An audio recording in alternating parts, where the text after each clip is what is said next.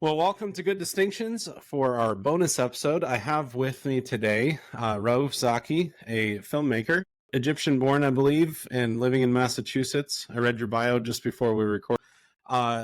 That's a little bit of biographical details, but Raouf, if you could just introduce yourself to the audience. Who are you? Yes, thank you so much for having me, Will. God bless you, and God bless your listeners. And I'm an independent filmmaker living in Massachusetts, born and raised in Egypt.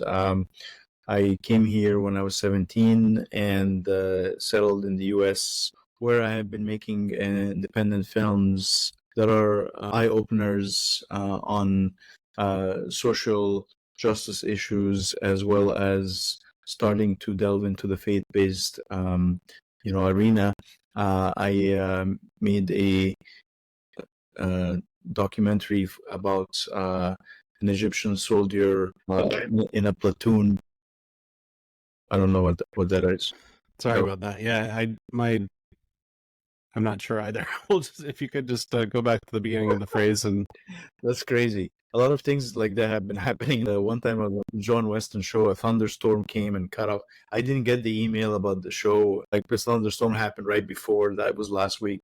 Anyway, so I've been making films about important social issues, and I'm trying to bridge the gap always in my films, the Middle East and the U.S., especially in the youth department. So I made a film called Santa Claus in Baghdad, where it was hailed by the New York Times as a small miracle in filmmaking because we were able to turn Boston to Baghdad to film here. Even though it's a narrative film, the Middle East Policy Council and Harvard University really were impressed by the film and developed a study guide for it, and it was distributed to hundreds of schools in the country and colleges, and became a wonderful film to discuss in social studies classes, along with the study guide that Harvard created. From there, I began to focus recently in the last few years on faith-based films. I made a short documentary that went viral about an Egyptian soldier whose platoon was attacked by ISIS in Egypt, and everyone was killed except him. And Jesus appeared to him and saved him when he had about 2 bullets in his head and 5 other bullets in his body. And this short documentary came with God's providence in a time where I couldn't believe how it worked. Like, we released it on social media and it just became viral because they had actually in Egypt were broadcasting a series on the heroism of the Egyptian army, but they declared him dead. And when people saw the documentary, they complained to the TV station and said, well, the guy is not dead. The guy is alive. And here's the proof. And they apologized and they invited him on the same television station where he gave an incredible testimony. So in a recent trip to Egypt in 2022, I was working for a wonderful organization called Coptic Orphans. For the listeners who don't know what Coptic is are Egyptian Christians. They've been there in Egypt since Christianity entered Egypt through Saint Mark, the apostle, in Alexandria. And at some point, Christianity flourished in Egypt and massively, and monastic life also started in Egypt through the Desert Fathers and Mothers. And Saint Anthony the Great, who was the first monk, and St. Paul the Hermit. And the world's first Christian monastery is the monastery of St. Anthony.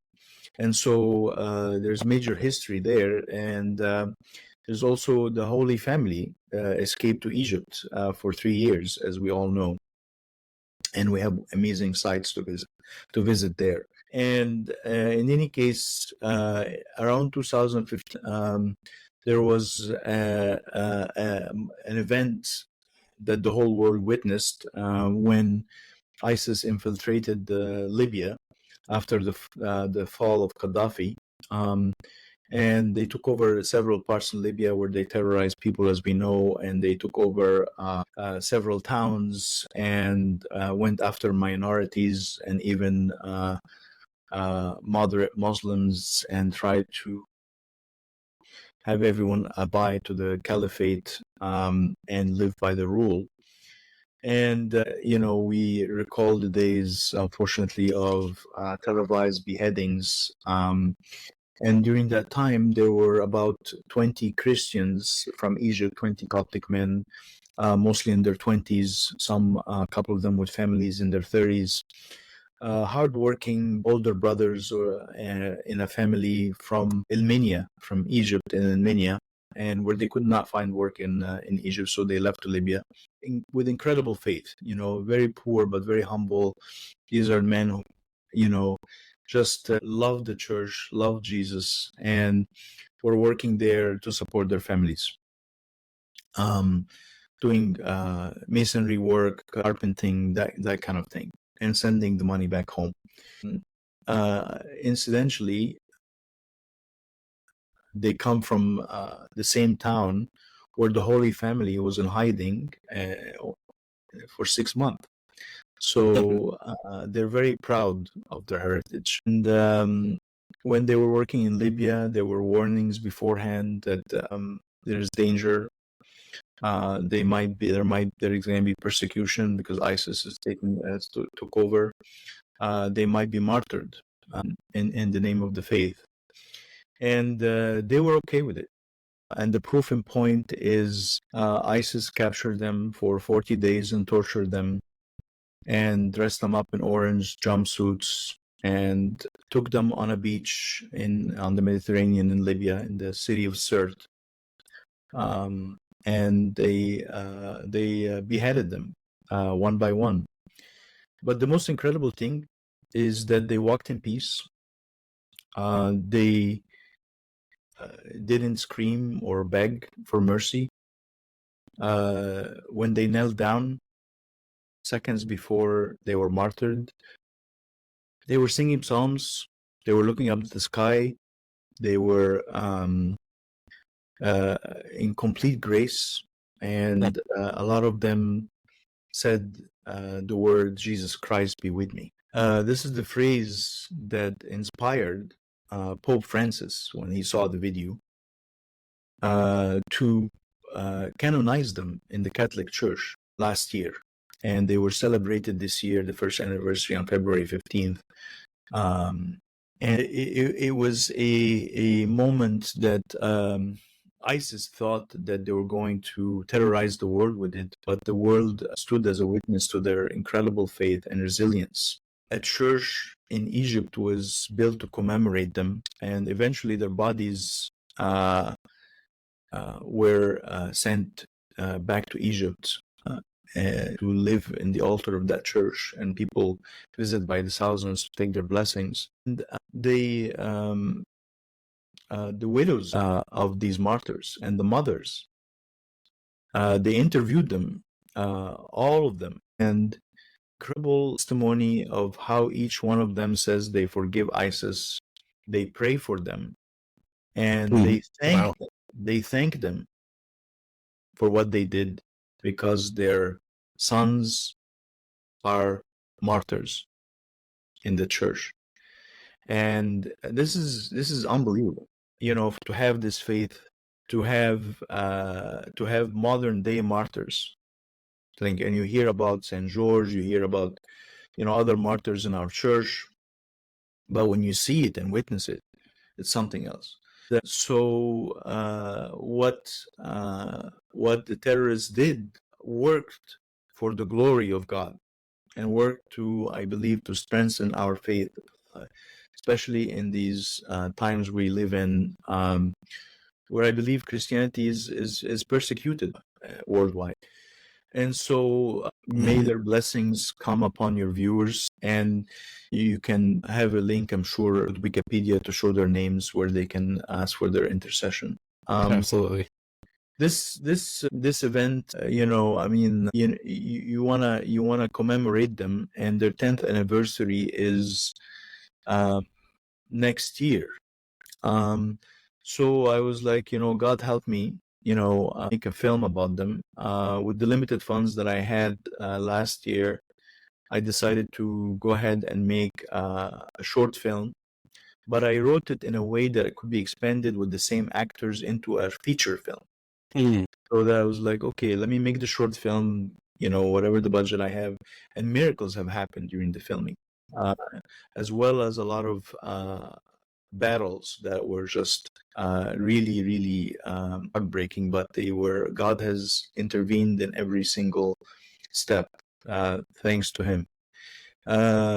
We completed it successfully, and we're now seeking funding to go back to Los Angeles where we filmed it, using the same actors, God willing, in the next few months, and finish it into a film that will honor them and commemorate them and tell their story in 2025, the 10-year anniversary. And the film revolves around the story of the man from Ghana who was martyred alongside of them. There's mystery surrounding this martyr. Why was he beheaded by the leader himself, who was speaking on the video? Was there a personal vendetta? There are rumors that hint that it was a last minute decision.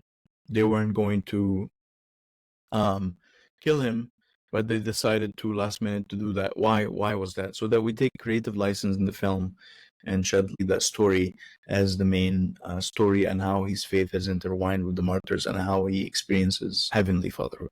So this pretty much the film, Son of the 11th Hour.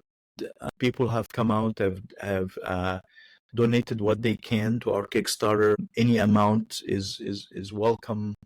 And there are, there's the Kickstarter, ravisionproductions.com/11th hour. Again, ravisionproductions.com/11th hour, and 11th is spelled numerically. 11 is spelled numerically. And I'm sure you'll put the link in the video. And after the Kickstarter is over, it's live until June 28th, we urge you to support the film. But after it's over, the same link will link to our website, where you can still continue to support us through the next few months. And we appreciate, again, any level of support. We've partnered with Coptic Orphans, a nonprofit organization. If you are in need of a tax-exempt seat, that you can email me at raouf@ravision.net. Again, raouf@ravision.net, and I can share details with you on how you can send your tax donation to them, but noting that it's for the film. But please email me to give you details on this. So that's pretty much where we are, and I thank you so much. Well, thank you, and thanks for going through that. The story of the Coptic martyrs obviously came to my attention when it happened on the news. It was all over the news. But when Pope Francis, and you mentioned this, when Pope Francis declared these 21 Coptic Orthodox Christians to be martyrs and added them to the Roman martyrology, I was blown away. I can't think of another example where we have canonized saints who are not Catholic, which is very interesting, because there's a Coptic Catholic church, like one of the 24 Eastern rites of the church. So it's very, very interesting that the Pope made this move. I think it was the right move. I completely support it. It's very clear that these men died for Jesus Christ and for the faith. And it's beautiful to see the Pope sort of reach out in this way, ecumenically speaking. And I'm thrilled about the film. I saw the trailer, and I'll also be posting that in the show notes as well. And we'll make sure that people get all of the information. It's going to be just fantastic. The quality is great. The actors were, even in the trailer, I could tell they were superb.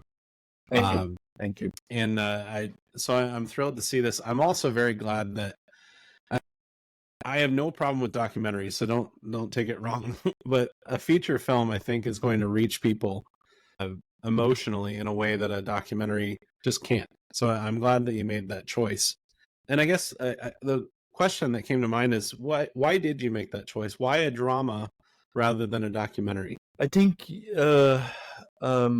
I was researching, and through extensive research and phone calls and emails, I was connected to the lead investigator in Libya on the case. And,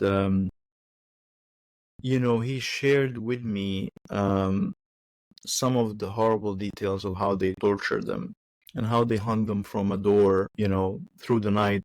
Some of them, where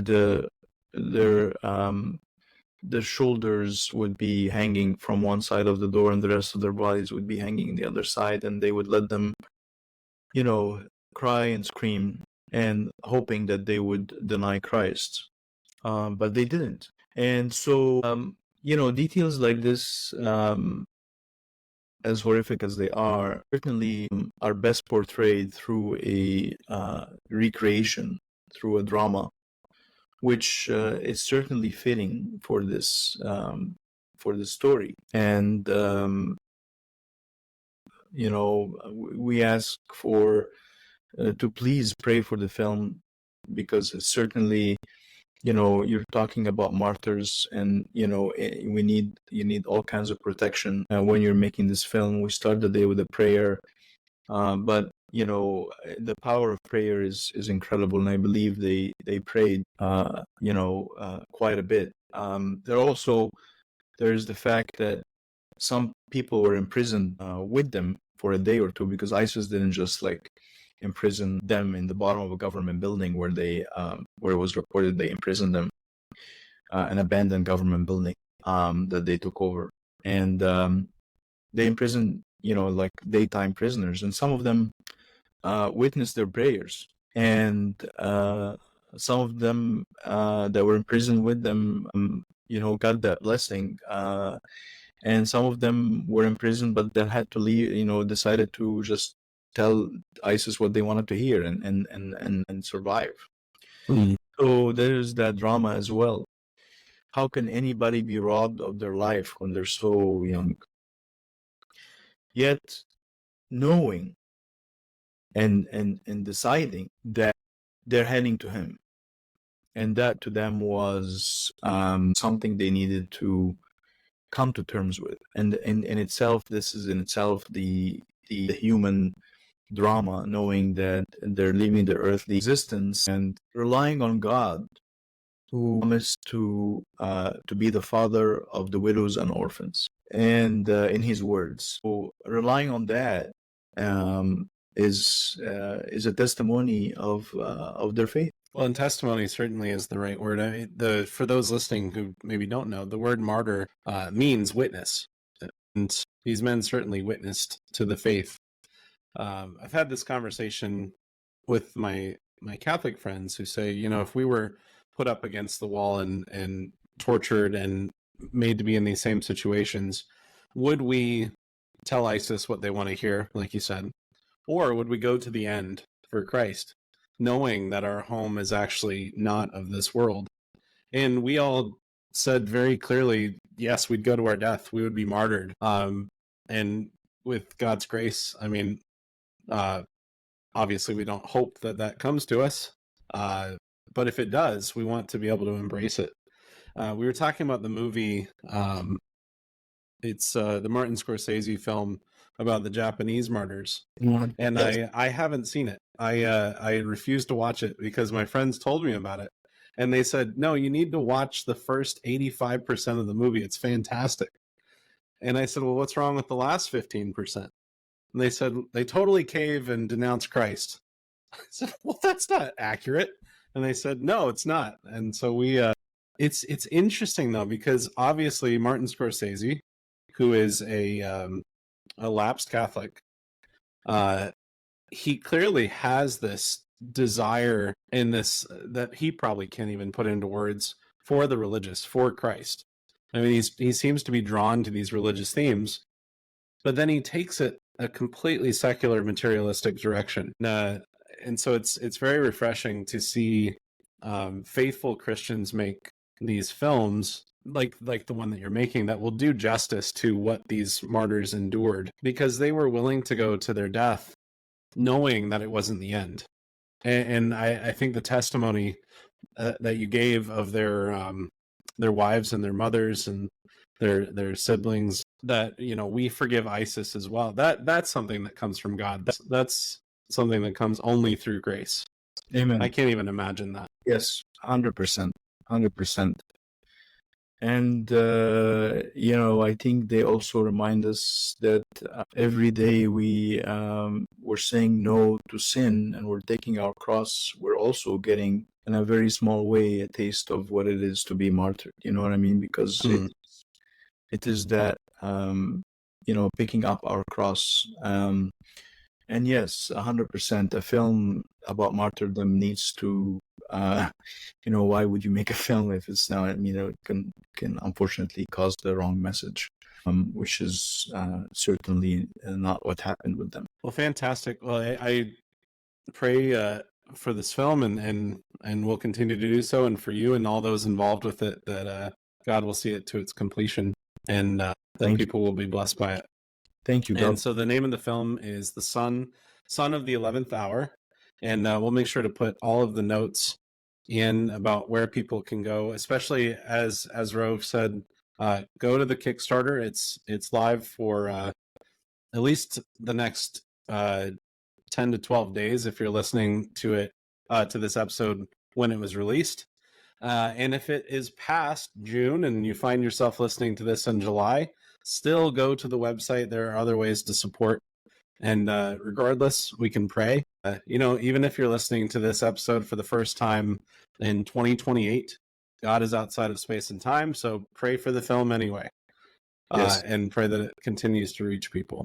Because our God is much bigger than we can imagine. So, Raouf, any final words for the audience?